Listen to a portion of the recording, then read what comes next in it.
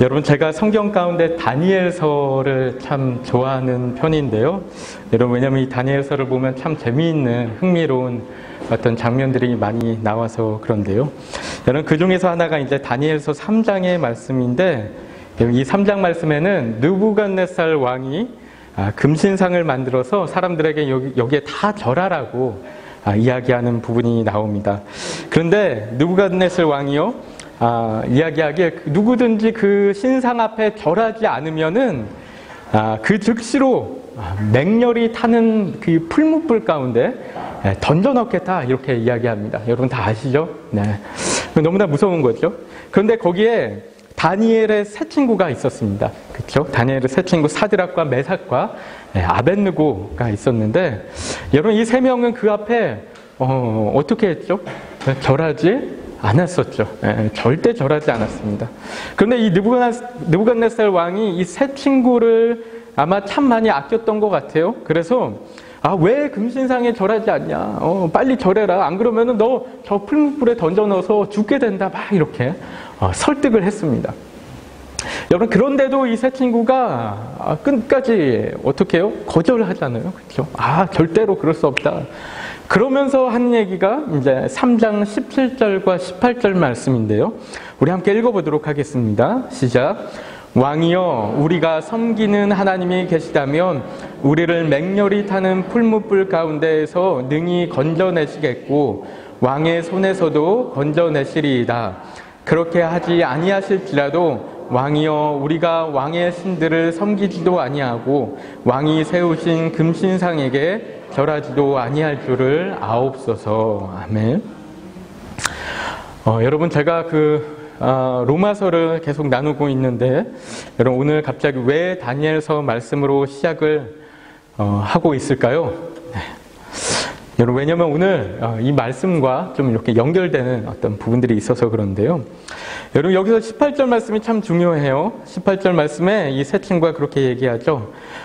그렇게 하지 아니하실지라도, 여러분 우리 잘 알기로는 그리 아니하실지라도 그러죠. 그리 아니하실지라도 왕이요, 우리가 금신상에게 절하지도 아니할 줄을 아옵소서. 여러분, 이게 무슨 말입니까? 만약에 하나님이 우리를 이 풀무불에서 건져내지 아니하신다 할지라도, 여러분, 그래서 하나님께서 아무것도 안 해요. 그래서 고통스러운 죽음을 맞이할 수밖에 없을지라도 우리는 절대로 하나님을 배신하지 않겠습니다. 신상에 절하지 않겠습니다.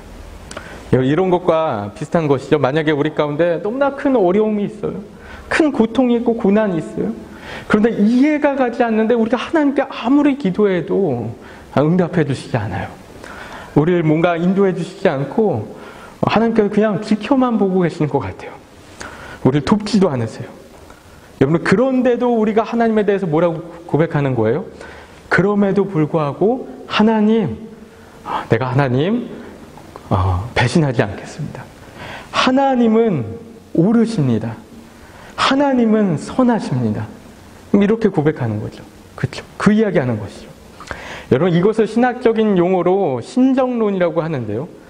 제가 원래 오늘은 이 말을 이제 오늘 설교의 제목으로 하려고 하다가 이야기만 하는 건 아니라서 좀 다시 바꿨는데, 여러분 이 신정론이라는 단어의 뜻은요, 여러분 신은 뭐죠? 신은 신신자, 그렇죠? 하나님 얘기하는 거죠. 하나님 얘기하고, 정자는 바를 정자 써서 하나님은 옳다라는 거예요. 하나님은 항상 옳다라고 얘기하는 게 이 신정론인데요.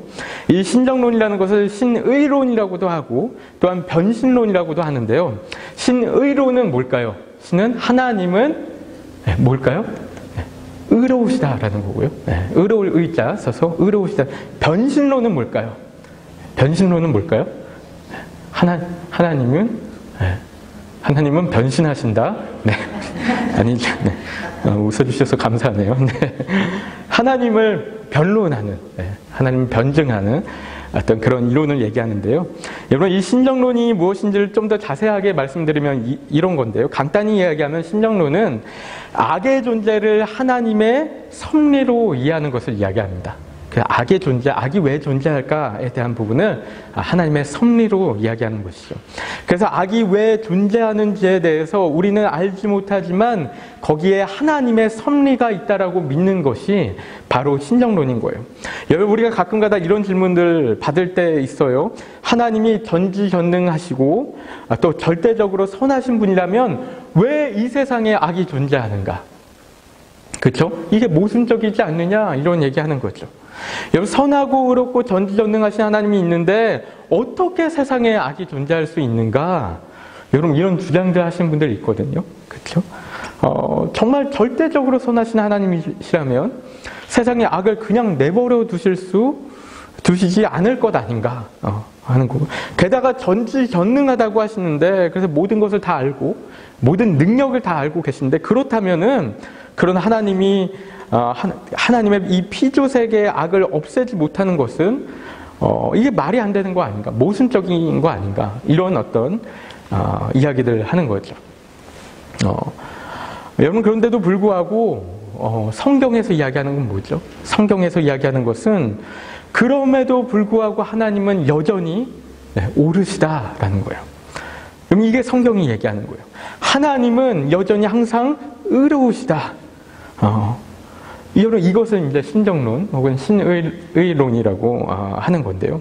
실은 이 논리는 라이프니츠라는 독일 철학가가 출판했던 이 변신론이라는 책에서 처음으로 이제 주장했던 이야기인데요. 이후에 이제 여러 신학자들이 계속해서 이 신정론을 이야기를 하면서 좀 하나님을 변론하고 이런 부분들이 있는데요. 여러분, 저는 이 책을 읽어보진 못했지만 우리가 이런 부분들을 생각해 볼 수 있을 것도 같았습니다. 첫째로, 하나님이 악을 이렇게 내버려 두시는 이유가 혹시 온 인류가 다 악해서 그런 것은 아닐까? 네, 네, 괜찮습니다. 네, 통역을 하고 있습니다. 저기서. 네. 온 인류가 다 악하기 때문에 그런 것은 아닐까, 이런 생각도 하게 되고요. 그리고 또한 우리가 생각할 때 모순으로 느껴지는 것들이, 여러분, 우리가 모순으로 느껴지는 것들이 하나님이 생각할 때도 모순일까? 하나님께서 생각할 때도 모순일까요? 이런 거 생각하는 거죠. 또 우리가 생각하는 논리가 하나님의 논리와도 동일할까? 여러분, 실은 사람과 사람 사이에도 논리의 차이가 많이 나잖아요. 그렇죠? 근데 하나님과의 논리의 차이는 너무나 크게 나지 않을까? 이런 생각하는 거죠. 여러분, 또한 신학자들이나 변증학자들이 이 악의 문제를 또한 이 자유의지의 문제하고 좀 연결해서 풀어가는 부분들도 많이 있는데요. 실은 이 주제들을 다 오늘 다룰 수는 없습니다. 그래서 나중에 한번 시간이 되면은 좀 함께 나눌까 생각을 하는데, 중요한 것은 뭐예요? 중요한 것은 세상 가운데 악의 문제가 여전히 존재한다 하더라도 그것이 절대로 하나님이 선하시지 않거나 하나님이 불의하셔서 그런 것이 아니고, 또한 하나님이 전지전능하지 않아서도 아니라는 거예요. 여러분, 우리는 온전히 모든 것을 이해할 수는 없겠지만 어쨌든 하나님은 선하시다라는 거예요. 어쨌든 하나님은 항상 옳으시다는 거예요. 여러분, 그게 성경을 믿는 우리가 가져야 될 믿음이라는 거죠. 그렇죠? 그리고 또한 우리가 하나님을 경외하는 우리의 태도여야 된다라는 것입니다. 여러분, 그렇기 때문에 결국은 우리의 믿음이 참 중요한 거죠. 믿음이 참 중요한 거고, 그래서 우리가 그 어떤 논리를 떠나서 하나님은 선하십니다, 하나님은 옳으십니다, 이런 어떤 고백을 하는 것이 너무나 중요한데요. 여러분, 그런데 오늘 본문이 바로 이 신정론에 대한 부분을 어느 정도 이렇게 다루고 있는 부분들이 있는데, 여러분, 지난주일 나눴던 본문인 이 14절, 마지막에 나눴던 본문인 이 14절부터 18절의 이야기를 보면요.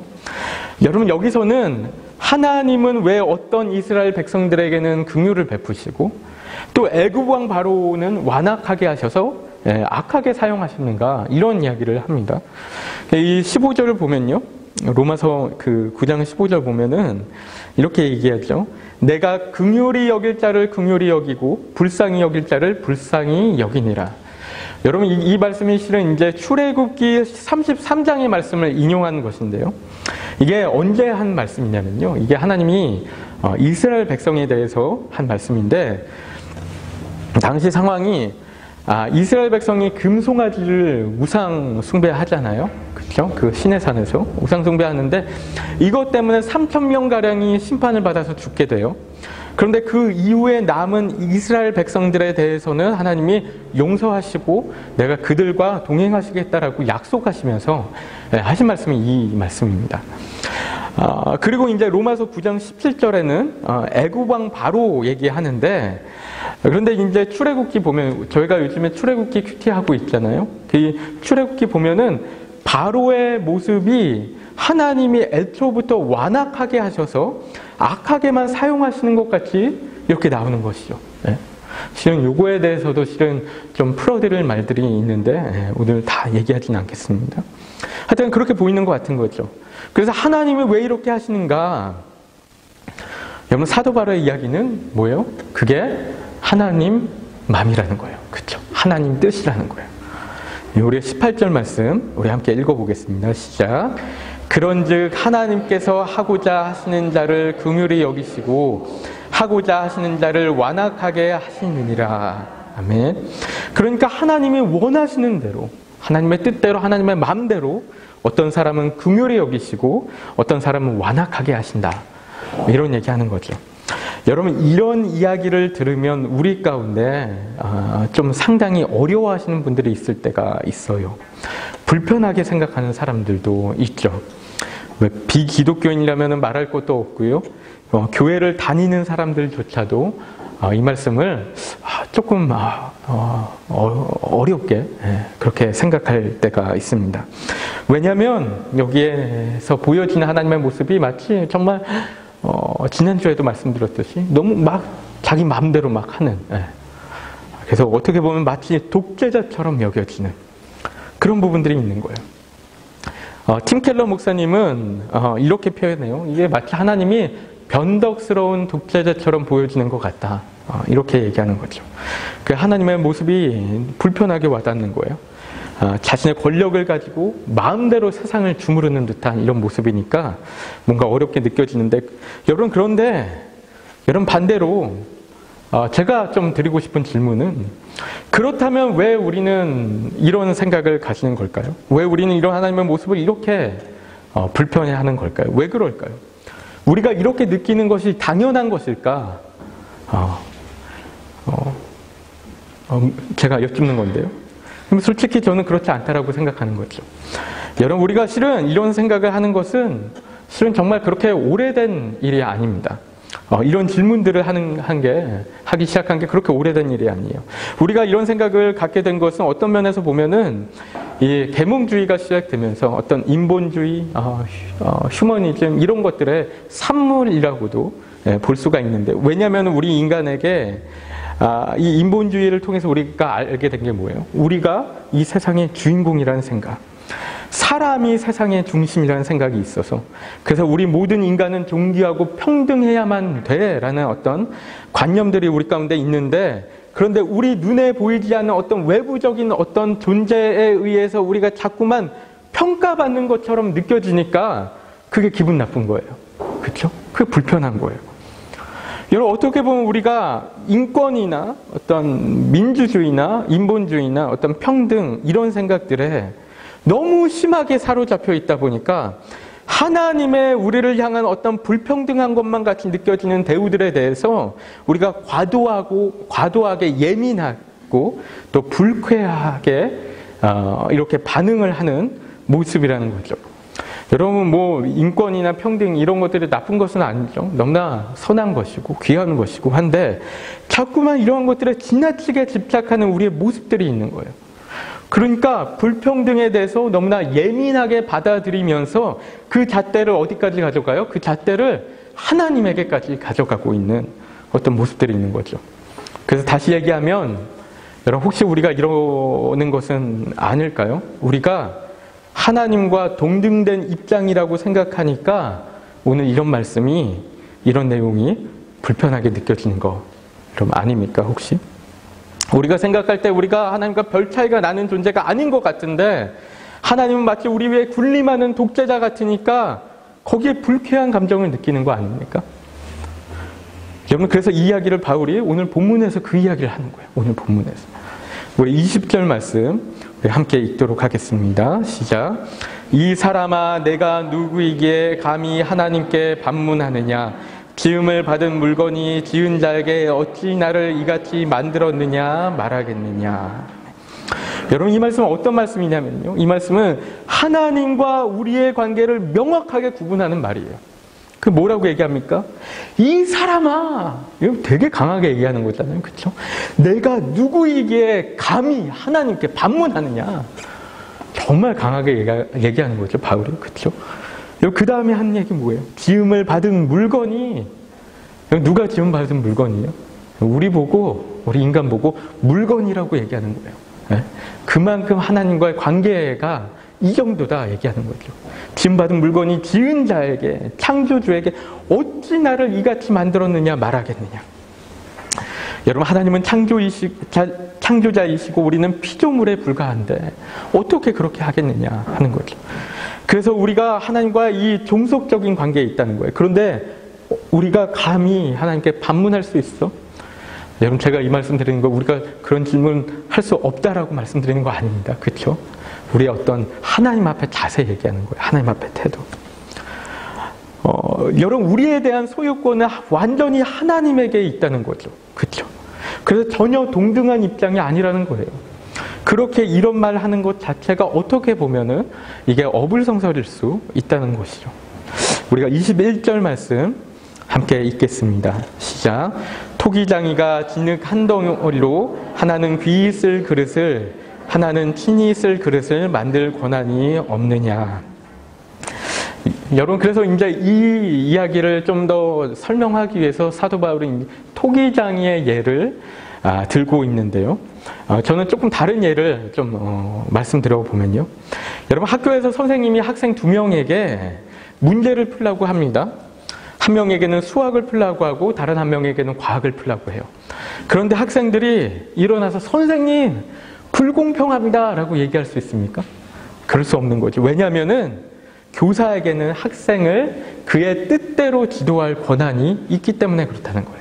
그렇죠? 여러분, 부모님이 자녀들에게 8시, 9시에 자러 가라고 얘기합니다. 어린 자녀들에게. 그런데 아이들이 막 엄마 아빠한테 와서 엄마 아빠 불공평해요 막 그래요. 우리 아이들 그런 얘기 많이 하죠. 우리 어린 아이들 unfair 막 그러죠. unfair 이러면서 다른 아이들은 10시, 11시에 자는데 왜 우리 집은 8시, 9시에 자야 됩니까? 막 그래요. 그럴 수 있습니까? 그럴 수 없는 거죠. 왜냐하면 부모에게는 자기의 자녀를 자신의 뜻대로 양육할 권한이라는 게 있기 때문에 그런 것이죠. 여러분, 화가가 그림을 그리는데 화가가 이 작품을 만들어서 하나는 50불에 팔고 다른 하나는 200불에 파는 거예요. 그런데 그것을 가지고 자신의 작품을 차별한다라고 비난할 수 있어요? 그럴 수 없는 거죠. 왜냐하면은 그 화가에게는 자신이 소유한 그 그림을 자신이 원하는 뜻대로 이 가격을 결정할 권한이라는 게 있는 거예요. 여러분, 이런 게 바로 종속적인 관계에서 부여되는 권한이라는 것인데요. 그런데 실은 이 모든 관계마다 이 상위 관계에 부여되는 권한이 다 다른 거예요. 그렇죠? 위에 있는 어떤 존재의 권한이 다 다른 거예요. 그리고 이 종속적인 관계 가운데 이 간극이, 이 차이가 크면 클수록 상위 관계에 부여되는 권한은 더 커지는 거죠. 예를 들면은 이런 건데요. 그림으로 좀 제가 설명해서 보여드리면은 하나 보여주시죠. 네. 부모와 자녀, 또 교사와 학생 간의 관계의 차이가 이 정도라면 사람과 동물의 차이는 더 크겠죠. 네. 사람과 동물의 차이는 더 커요. 그리고 화가와 작품의 차이, 혹은 화가와 낙서의 차이는 더 크게 됩니다. 그렇죠? 그리고 이 차이가 크면 클수록 상위에 있는 존재에게 주어지는 권한은 더 커져가는 거예요. 이게 이렇게 단순 비교할 수 없을 수도 있지만 하여튼간 이런 거죠. 여러분, 화가가 자신의 학생에게 권한을 휘두르는 것과 자녀에게 권한을 휘두르는 것과는 차이가 있는 것이죠. 자신의 자녀에게 언제 잠을 자게 한다든가 TV를 얼마나 보게 한다든가 이런 것을 제한할 권한이 있어요. 그렇죠? 하지만 부모가 자녀에게 음식을 주지 않는다거나 아니면 학대를 한다거나 이런 권한은 없는 것입니다. 그렇죠? 그래서 사회적으로 허락하지 않는 권한인 것이죠.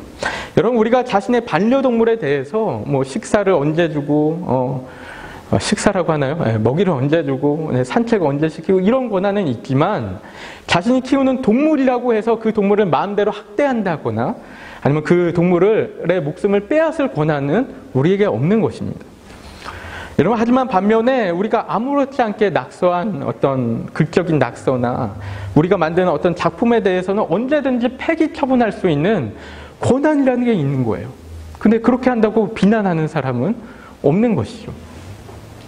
여러분, 그런데 이런 것들을 생각할 때 여러분, 우리 하나님과 우리와의 관계는, 그 관계의 간극은 어느 정도 되겠냐는 거예요. 그리고 그거에 따른 하나님께 부여되는 권한이라는 것은 어느 정도 되겠는가. 여러분, 한번 생각해 보시기 바랍니다. 여러분, 실은 이 이야기가 욥기에도 나오는데요. 여러분, 욥은요, 자신이 받은 고난에 대해서 하나님께 의문을 제기해요. 그렇죠? 나는 잘못한 게 없는 것 같은데, 자신은 잘못한 게 없는 것 같은데, 죄도 안 졌는데 왜 이 고난을 당하는지 도대체 모르겠는 거예요. 그러니까 그 이야기를 한참 하잖아요. 막 친구들하고 계속 토론하면서 한참 하는데, 여러분, 그런데 마지막 부분 보면, 욥기 마지막 부분 보면 어떻게 됩니까? 욥기의 마지막에 가니까 하나님이 폭풍우 가운데 나타나셔서 말씀하시는데 뭐라고 얘기하냐면요, 너가 뭐라고 창조주에게 의문을 제기하느냐, 이러는 거예요. 내가 세상을 창조했을 때 너가 어디 있었느냐, 너 세상이 어떻게 창조되었는지 알아? 이런 말씀하세요. 여러분, 그러니까 욥이 그제서야 이렇게 대답하는데요. 우리 욥기 40장 3절부터 5절까지 말씀 함께 읽어볼게요. 시작. 욥이 여호와께 대답하여, 3절부터 5절까지 읽겠습니다. 시작. 욥이 여호와께 대답하여 이르되, 보소서, 나는 비천하오니 무엇이라 주께 대답하리이까? 손으로 내 입을 가릴 뿐이로소이다. 내가 한 번 말하였사온즉 다시는 더 대답하지 아니하겠나이다. 아멘. 여러분, 욥이 천지를 창조하신 전능자 하나님을 눈앞에서 보게 되니까, 그리고 놀라운 그런 하나님의 권능을 바로 앞에서 듣게 되고 보게 되고 하게 되니까, 그냥 그 앞에 무릎 꿇게 되는 거예요. 여러분, 그리고 어떻게 돼요? 입을 닫게 되는 거예요. 뭐라고 얘기했어요? 나는 비천하오니 무엇이라 주께 대답하리이까? 손으로 내 입을 가릴 뿐이로소이다. 내가 할 말이 없다는 거예요. 그렇죠? 다 이해가 가는 것은 아닐 수도 있지만 이제 납득이 되는 거예요. 하나님이 얼마나 크신 분인지 보게 되니까, 하나님에 비해서 내가 얼마나 초라하고 낮은 존재인지를 깨닫게 되니까 그런 것에 대해서도 아무런 말을 할 수가 없다는 거예요. 여러분, 그 순간 욥이요, 하나님과 자신의 사이에 간극을 이해를 한 거예요. 그렇죠? 여러분, 그래서 우리가 계속 하나님이 불공평하다라고 생각하게 되는 것은, 여러분, 우리가 하나님 자리에 올라와 있기 때문에 그럴 수 있다는 거예요. 그 하나님 위까지는 아니더라도 우리가 하나님과 별 차이가 나지 않는 존재라고 막 자꾸 생각하니까, 그러니까 하나님이 우리를 대하시는 방법에 대해서 자꾸 불공평하게 느끼고, 또 때로는 원망하기도 하고, 또 어떤 이들은 하나님을 욕하기까지 하는 이런 어떤 모습들이 있는 것이죠. 여러분, 그래서 이러한 하나님과 우리 사이의 어떤 이 차이를 생각하면서 이 오늘 본문 말씀을 이렇게 보면은 우리가 이해가 될 수 있는 거죠. 납득이 갈 수 있는 거죠. 여러분, 21절 말씀 뭐라고 했어요? 하나님께 우리에 대해서 어떤 사람은 귀하게 쓰시고 또 어떤 사람은 천하게 쓸 권한이 없는가? 당연히 있다는 거예요. 우리가 여기에 뭐라고 반문할 수 있는 거 아니라는 거죠. 여러분, 이어서 22절과 23절 말씀 또 뭐라고 합니까? 우리 함께 읽어볼게요. 시작. 만일 하나님이 그의 진노를 보이시고 그의 능력을 알게 하고자 하사 멸하기로 준비된 진노의 그릇을 오래 참으심으로 관용하시고 또한 영광 받기로 예비하신 바 긍휼의 그릇에 대하여 그 영광의 풍성함을 알게 하고자 하셨을지라도 무슨 말을 하리요. 여러분, 이 말씀에서는 이제 진노의 그릇과 긍휼의 그릇을 대조적으로 비교하면서 이야기합니다. 여러분, 이거 유대인과 헬라인 이야기하는 거잖아요. 그렇죠? 여러분, 하나님께서 너무나 진노하셔서 너무나 화가 나셔서 어떤 그릇을 완전히 박살내버리시려고 했는데, 그런데 보니까 아무리 기다려도 하나님 그렇게 하시지 않는 거예요. 그러니까 우리가 옆에서 계속 지켜보는데 아무리 기다려도 하나님이 그걸 박살내시지 않는 거예요. 여러분, 그런데 그런다고 우리가 하나님께 하나님 왜 그거 안 부수세요? 왜 하나님 그거 박살내지 않으세요? 이러면서 불평할 수 있습니까? 그럴 수 없다는 거예요. 그렇죠? 그리고 반대로 긍휼의 그릇에 대해서는 여러분 어떤 그릇이 있는데 이 그릇이 우리가 볼 때는 하나님의 긍휼을 베풀 만한 그릇이 아니라는 거예요. 너무나 초라하고 너무나 더러운 그릇이에요.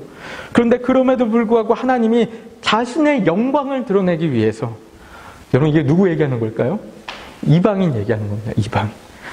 자신의 영광을 드러내기 위해서, 그러니까 다른 말로 하면 하나님이 하나님 너무 위대하시다, 하나님 정말 너무 선하시다, 너무 멋지시다, 이런 어떤 영광을 받기 위해서 그 그릇에게 긍휼을 베푸세요. 그럴 권한이 없냐는 거죠. 그렇죠? 다 하나님의 것을 하나님의 뜻대로 하는데 우리가 거기에 대고 왈가왈부할 권한 없다는 것입니다. 여러분, 실은 우리가 여기서 이야기하는 이 긍휼이라는 말의 뜻도 우리가 좀 제대로 이해를 해야 되는데요.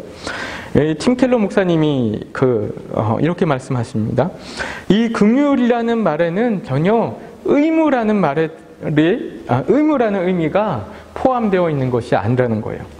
그래서 하나님의 긍휼이 불공평하다라고 얘기하는 것은 그 말 자체가 실은 모순이라는 거예요. 그렇죠? 긍휼의 의무가 포함되어 있는 게 아니니까. 여러분, 이 긍휼이라는 것은 자격이 없는 자에게 주어지는 하나님의 은혜인 거예요. 그렇죠? 그래서 우리가 분에 넘치는 어떤 것을 받는 것을 긍휼이라고 하는데, 여러분 이것을 가지고 불공평하다, 그런 얘기 할 수 없다라는 것이죠. 그거야말로 모순적인 이야기라는 것입니다. 여러분, 존 스토트 목사님이 이렇게 말씀하세요. 하나님은 공의에 따라서 죄인들을 구원하시는 게 아니고 하나님의 긍휼하심의 기초에서 죄인들을 구원하신다는 거예요. 여러분 생각해 보십시오. 하나님이 공의의 기초에서 죄인들을 구원하셨다면 어떻게 될까요? 공의에 따라서 구원하신다면 구원받을 수 있는 사람이 한 명도 없겠죠. 여러분, 그러니까 하나님이 자신의 긍휼하심에 따라서 우리를 구원하신다는 거죠.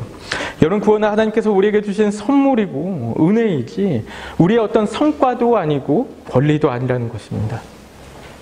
여러분, 마지막으로 제가 한 가지 예를 좀 말씀드리고 마치려고 하는데요. 여러분, 한 부자가 있었는데 이 부자가 도심 빈민가에 있는 20명의 아이들을 택해서 학비 전액을 지원해 주기로 한 거예요. 그런데 이 빈민가의 아이들이 20명밖에 되는 게 아니었어요. 훨씬 많은 아이들이 있었어요. 그런데 그 부자가 고작 20명밖에 지원을 해주지 않았다고 해서 이거 너무 불공평하다라고 비난할 수 있습니까? 그런 거 아니겠죠. 왜냐하면 그 부자에게 누군가를 도와야 한다는 의무가 있는 게 아니기 때문에 그래요.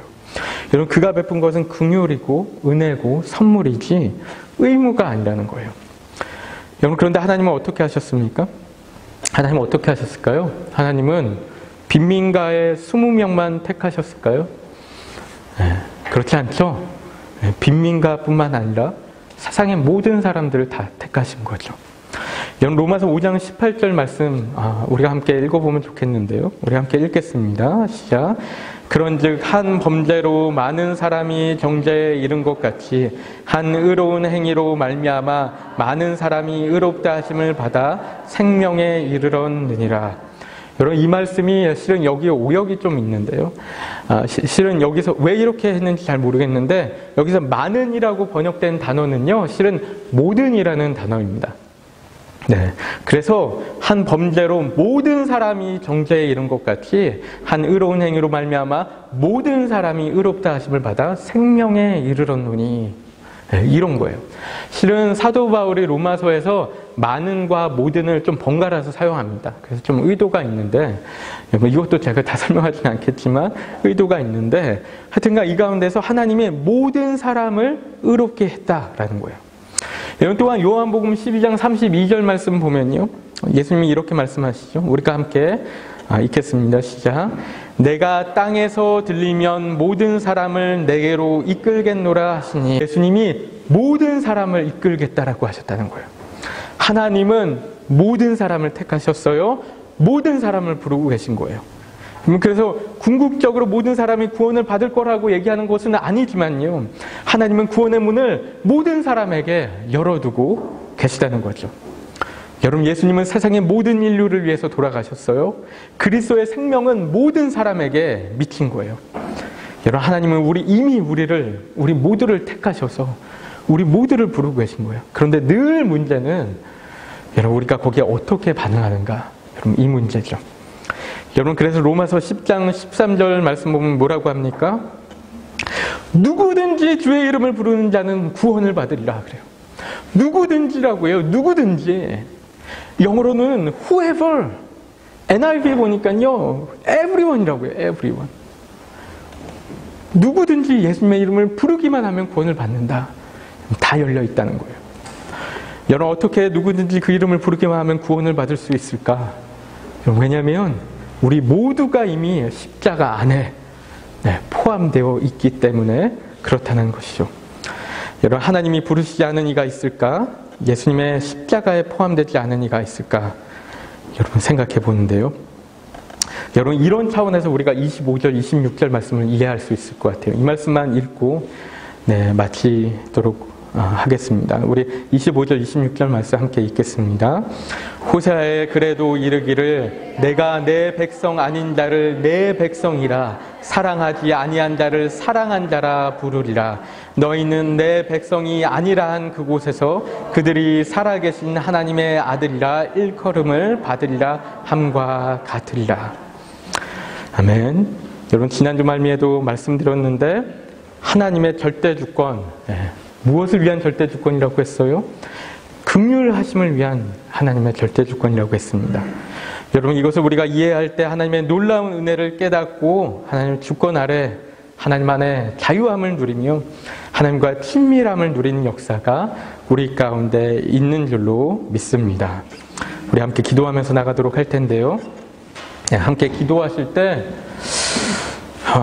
여러분, 우리가 함께 이렇게 기도하기 원합니다. 여러분, 우리가 이렇게 고백하기 원합니다. 여러분, 우리의 믿음에 고백했으면 좋겠어요. 하나님 오르십니다. 하나님이 언제나 오르십니다. 하나님 의로우십니다. 하나님 선하십니다. 우리가 하나님의 주권을 이렇게 인정할 때 그러면 거기에 우리가 은혜를 경험하게 될 것입니다. 거기에 정말 하나님 안에 있다는 것이 어떤 것인지 우리가 더 깊이 경험하게 될 것이라고 믿습니다. 여러분, 하나님께서 하나님의 친밀함이 경외하는 자에게 있다라고 하셨어요. 근데 우리가 하나님은 절대 선하십니다. 하나님은 절대 오르십니다. 이렇게 고백하는 거 우리가 하나님을 경외하는 모습입니다. 여러분, 우리가 이것을 온전히 고백하며 나아갈 때 여러분, 우리 가운데 하나님께서 더 가까이 오셔서 우리가 그 하나님과의 친밀한 관계를 누리게 될 줄로 믿습니다. 우리 함께 하나님의 주권을 좀 인정하면서 나갔으면 좋겠어요. 우리의 환경이 어떻든 우리의 상황이 어떻든 상관없이 우리가 여전히 이해하기 어려운 일들이 이 세상 가운데 있다 하더라도 하나님 오르십니다. 하나님 선하십니다. 하나님 항상 의로우십니다. 하나님, 그 하나님의 의로우신 믿음이요, 하나님의 긍휼하신 믿음이요, 믿음으로 나가는 우리가 될 수 있도록 하나님 인도하여 주옵소서. 우리 함께 합심으로 기도하도록 하겠습니다. 기도하시겠습니다. 하나님 아버지, 주님, 우리가 고백하며